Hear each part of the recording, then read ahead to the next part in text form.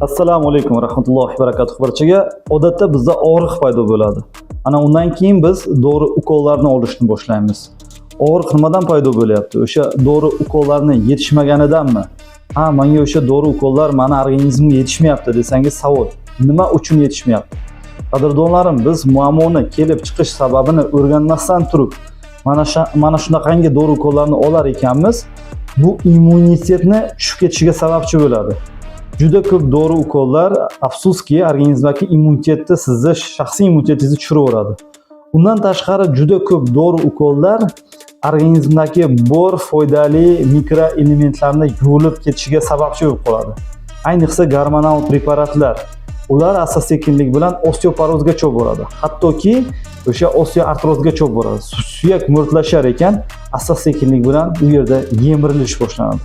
Qadrdonlarim, mana shunaqangi har xil dori ukollarni olishdan oldin albatta kerakli tajribali mutaxassislarga murojaat qiling.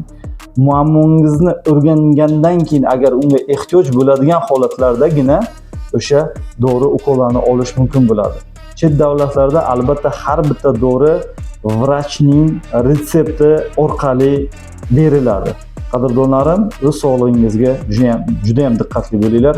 Assalomu alaykum va rahmatullohi va barakatuh.